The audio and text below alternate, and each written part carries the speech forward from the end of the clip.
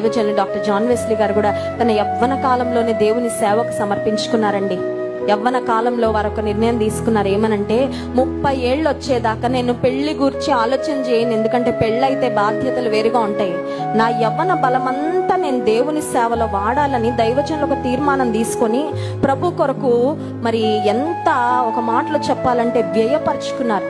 చాలా మందికి తెలియదు అది. చాలా మంది బయట నుండి దూరం నుండి చూసి వేరే అనుకుంటారు. కానీ దైవజనులతో వివాహమైన దగ్గర నుండి 13 సంవత్సరాల సహవాసంలో నేను చూశాను ఎలా మమ్మల్ని మేము మరి దైవజనులు ఎక్కువగా నేనంత కాదు కానీ తన్ను తాను ఎంత వ్యయపరుచుకున్నారో, ఒక కొవ్వొత్తి కరిగిపోయినట్లు ప్రభు సేవలో ఎంత ప్రయాసపడ్డారో నాకు తెలుసు. అయినా ప్రయాసపడడానికి కృప ఇచ్చింది, సామర్థ్యం ఇచ్చింది, శక్తి ఇచ్చింది, అవకాశాలు ఇచ్చింది దేవుడే.